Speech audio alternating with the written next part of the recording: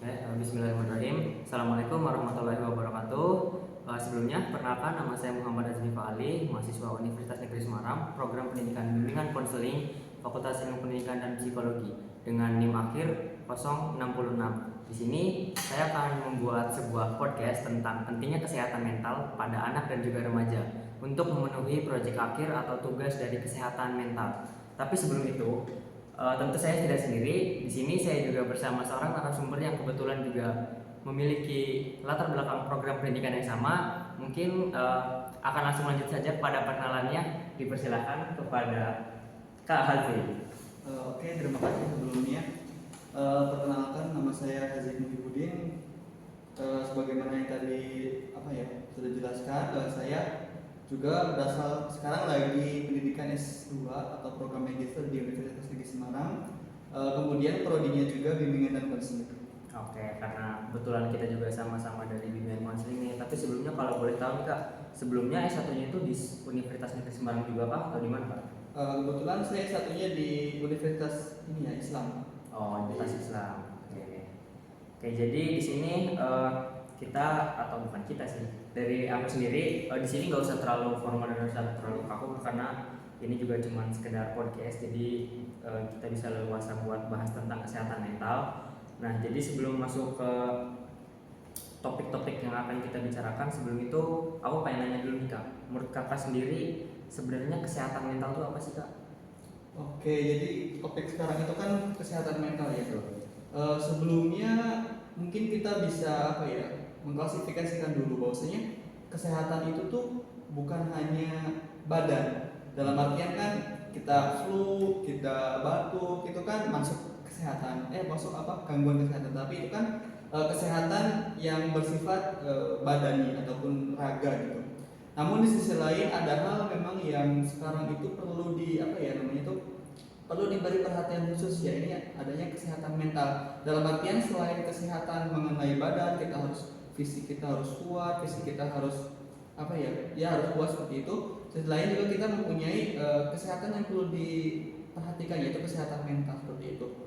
Nah, kesehatan mental di sini sendiri itu merupakan di mana adanya keadaan holistik. Jadi antara pikiran, perasaan dan perilaku manusia itu semuanya itu berkesinambungan satu sama lain. Dalam artian ketika seseorang itu dapat menjalankan daily activity-nya itu lancar seperti sebagaimana seharusnya, kemudian dia dapat ingin mengembangkan potensinya, ingin mengimprove skill ataupun kemampuannya. Nah, dan bisa diartikan bahwasanya dia itu mentalnya itu sehat atau mental healthy ya seperti itu.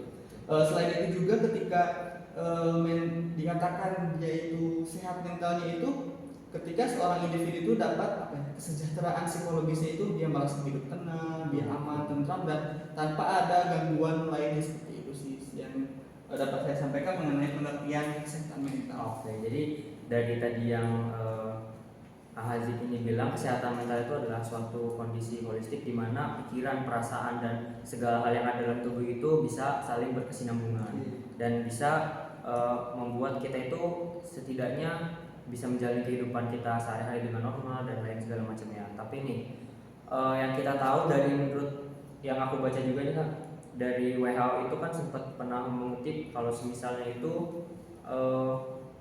kita ngomong agak sedikit melenceng ke bunuh diri ya. Karena kan bunuh diri juga masih termasuk dalam kesehatan mental, karena bunuh diri itu kan salah satu penyebabnya itu ada depresi, dan depresi pasti masih bersangkut paut dengan yang namanya kesehatan mental. Dari WHO sendiri itu bilang kalau semisal di usia remaja sampai dewasa awal itu justru yang paling banyak mengalami yang namanya bunuh diri. Nah, jadi menurut Kakak sendiri nih, mengapa sih kesehatan mental ini penting buat remaja? Oke, kaitannya dengan bunuh diri akhir-akhir ini merupakan topik yang sangat banyak di lingkungan, khususnya di lingkungan UNES sendiri. Bahkan di lingkungan UNES sendiri. Kemarin-kemarin kan ada kasus lah ya, karena depresi dan lain sebagainya, akhirnya dia bunuh diri. Bisa dikatakan kaitannya dengan kesehatan mental, bahwasanya bunuh diri itu tuh merupakan output terakhir daripada gangguan mental itu.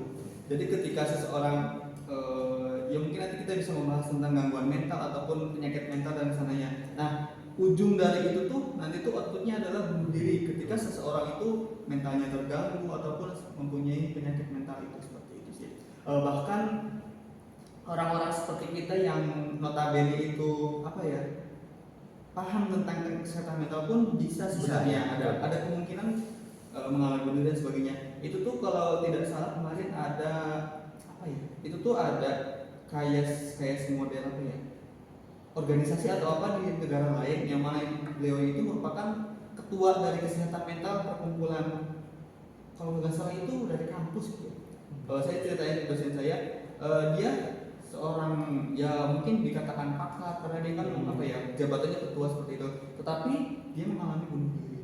Bahkan kan ketuanya sendiri. Iya seperti itu. Jadi kan itu orang yang notabene itu paham tentang kesehatan mental pun bisa gitu, maksudnya ada kemungkinan dia terjadi apa ya, frustasi, depresi hingga mengalami bunuh diri seperti itu. Memang ini apa ya, apa ya, dia kejadian yang memang sering terjadi, nggak akan pernah habis. Iya, bunuh diri itu. Karena kalau kita recall atau kita lihat ke belakang juga masih banyak masyarakat, orang atau bahkan orang tua sendiri itu masih abai sama yang namanya kesehatan mental, terutama perhatiannya kepada anak atau remaja, karena justru di usia anak dan remaja ini mereka ini kan istilahnya masih, ya kalau kata orang-orang sih mencari jati diri ya, masih labil dalam pengambilan keputusan dan segala macamnya.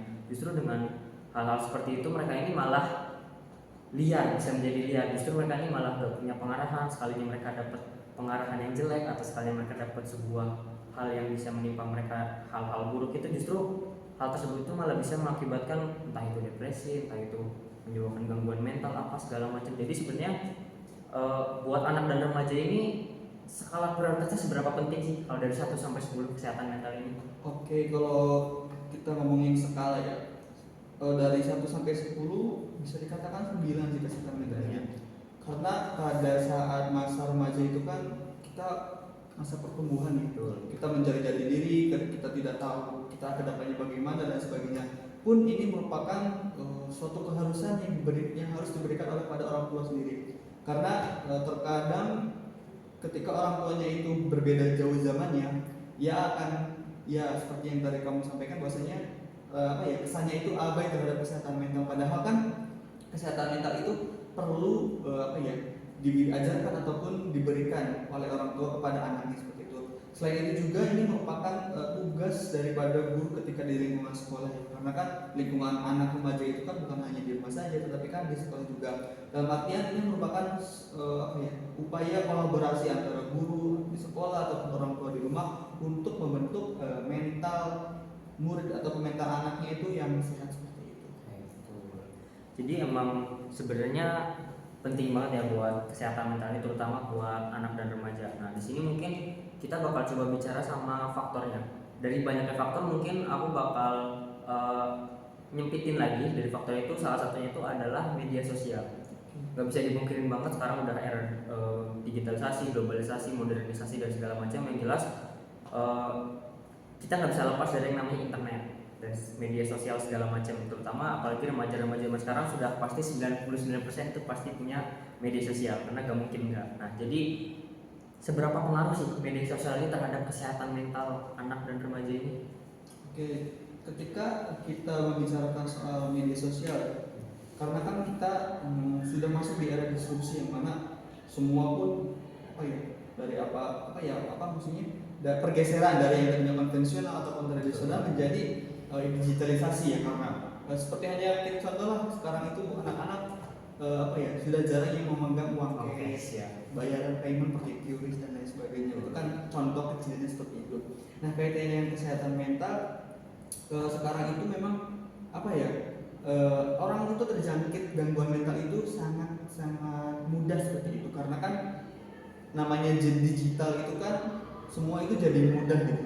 Kita tidak ada batasan waktu, kita tidak ada batasan tempat, kapanpun kita bisa bertemu, walaupun itu bertemu via daring dan lain sebagainya, itu kan seperti itu. Nah kaitannya bahwasanya kesehatan mental dalam apa ya, media sosial ini pun masih apa ya, berkesinambungan dengan beberapa faktor. Misalnya gini, ketika seorang anak itu mengalami cemas, anxiety seperti itu, di lingkungan, karena ada lingkungan keluarganya dan lain sebagainya, ataupun ketika dia ya mengalami cemas karena besoknya akan puas ataupun dan sebagainya. Kemudian dia bermain media sosial dan kecemasannya itu tervalidasi dari konten-konten di media sosial. Nah, itu tuh merupakan poin yang penting sih yang harus digarisbawahi. Itu yang akan menyebabkan timbulnya gangguan mental seperti itu. Walaupun memang tidak bisa dipungkiri bahwasanya faktor-faktor dari kesehatan mental ataupun nanti gangguan mental itu banyak lingkungan keluarga, lingkungan pertemanan di sekolah ataupun terjadinya bullying ataupun pelecehan, banyak sekali sebenarnya hal-hal yang bisa menimbulkan gangguan mental seperti itu. Betul. Jadi emang sebenarnya faktor-faktornya itu banyak ya, mulai dari lingkungan dan apa segala macamnya. Tapi media sosial juga bisa menjadi salah satu faktor yang memang bisa menjangkiti kesehatan mental dari seorang remaja, terutama ya remaja itu istilahnya seperti yang tadi dibilang sama Hazik ini masih labil lah istilahnya dan masih butuh yang namanya pengawasan. Nah, jadi sebenarnya gimana sih peran orang tua, guru, atau bahkan mungkin secara general aja, secara luas, gimana sih peran orang-orang sekitar itu yang harusnya dilakukan kalau semisal bukan ada ya, tapi lebih ke bagaimana caranya agar bisa tetap menjaga situasi yang kondusif biar kesehatan mentalnya itu tetap terjaga gitu buat seorang anak itu. Oke. Apa ya, respon dengan pertanyaan itu tuh sebenarnya ada resiko gangguan mental itu tuh timbul dari lingkup kecil yaitu keluarga. Misal ketika keluarganya orang tuanya KDRT, apa istilahnya namanya KDRT seperti itu akan menimbulkan perasaan tidak aman, tidak nyaman, ketenangan atau kesejahteraan anak itu akan terganggu dari situ. Di sisi lain ketika kaitannya dengan kondisi di sekolah, anak berangkat sekolah tetapi teman-temannya membuli, teman-temannya usil, jahil, sehingga anak itu tidak nyaman di sekolah dan lain sebagainya. Itu kan seperti sebagaimana tadi saya sebutkan bahwasanya akan mengganggu kegiatan sehari-harinya. Dia akan malas sekolah, dia akan tidak nyaman di rumah, sehingga itu akan menyebabkan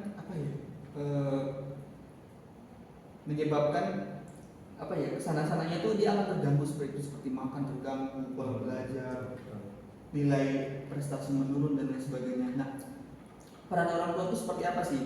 Nah, di sini tuh yang utama adalah bagaimana ketika seorang orang tua itu mempunyai attachment secure ataupun dia rasa aman kepada anaknya itu. Anak di rumah nyaman, dia belajar dengan aman, dia belajar dengan senang. Itu akan membentuk kesehatan mental itu sendiri seperti itu. Sebagaimana tadi saya sebutkan bahwasanya dibalik ketika rumahnya itu suasananya kacau balau, orang tuanya KDRT dan lain sebagainya, itu kan akan mengganggu mental dari anak itu sendiri. Kemudian peran guru itu seperti apa ya? Peran guru itu melindungi, gitu kan? Guru itu kan di sekolah itu kan sebagai orang tua kedua ya. Dia tuh harus melindungi bagaimana anak itu di sekolah dapat belajar dengan nyaman, belajar dengan sehingga dia akan terus mengimprove potensi yang ada pada dirinya. Nah, itu kan nanti akan menimbulkan kesehatan mental pada anak itu sendiri. Jadi kalau semisal dari yang tadi dibilang kalau dari rumahnya aja itu udah nggak sehat, terus kalau semisal dia di luar nggak sehat, dia nggak tahu mau pulang kemana. Dia jadi istilahnya kayak nggak punya tempat yang nyaman, nggak punya tempat yang aman buat dia benar-benar bisa menjalani hidup dengan normal gitu kan. Nanti kan jatuhnya tuh dia tidak mempunyai tempat untuk pulang. Akhirnya dia mencari pelampiasan, mencari sesuatu yang memang dia rasa nyaman seperti itu. Hingga akhirnya mungkin bisa jadi depresi, bahkan hingga bunuh diri ya, seperti itu. Atau bahkan mungkin bisa pelampiasannya itu justru kepada malah hal-hal yang negatif. Nah, itu kan ikutin motor, menggunakan konsumsi nafza dan segala macam. Itu kan yang dikhawatirkan sih sebenarnya. Jadi emang sebenarnya bisa merembet kemana-mana ya kalau persoalan ini tuh. Nah, sebenarnya dari A sendiri nih, menurut A ada nggak sih langkah sederhana, yang sederhana dulu aja yang bisa dilakuin seorang anak atau remaja dari diri mereka sendiri nih, biar mereka itu bisa tetap menjaga kesehatan mental mereka gitu, biar mereka itu nggak gampang ke bawah sana sini yang akhirnya menyebabin mental mereka itu terganggu. Hal yang paling utama adalah dia tuh harus berkenalan ataupun memahami dirinya sendiri. Pun dia harus memahami orang lain juga dengan kehidupan itu merupakan hal yang paling fundamental sih. Betul. Dalam artian ketika dia sudah memahami diri sendiri, potensi yang ada di diri sendiri, selain itu juga ketika dia dapat menerima orang lain tanpa syarat, dapat menerima kehidupan itu, ya saya itu seperti ini, nah itu dia akan apa ya, mentalnya akan kuat sesuai itu. Penerimaan diri. Iya. Karena memang sebenarnya setiap anak itu kan potensinya beda-beda dan cara mereka berpikir juga beda-beda. Cara mereka menyelesaikan masalah atau mengelola emosi, mengelola diri, mengelola stres mereka juga pasti beda-beda. Tergantung bagaimana cara mereka sendiri gitu. Jadi seorang itu harus bisa mengenali dirinya sendiri dulu, biar mereka itu bisa menemukan jalan atau solusi yang tepat dalam pengelolaan diri mereka, agar nantinya itu ya kesehatan mental mereka tetap terjaga gitu. Apalagi di zaman sekarang ini kan udah nggak bisa apa ya, udah bener-bener liar lah, sekali dilepas itu bisa apapun bisa terjadi gitu. Nah dari sini nih, gimana sih peran sekolah nih sekarang? Apakah sekolah itu harus punya program khusus buat menjaga atau meningkatkan kesehatan mental anak dan remaja? Karena kan pasti mereka ini lebih banyak menghabiskan waktu itu di sekolah kan, terutama bagi mereka. Karena kan sekolah ini kalau kita hitung SD itu 6 tahun, terus SMP 3 tahun, SMA 3 tahun. Jadi apakah sekolah ini harus punya program khusus gitu biar mengembangi mental mereka? Oke. Kalau kaitannya dengan sekolah kan kita bisa tarik dengan peran guru BK itu sendiri ya.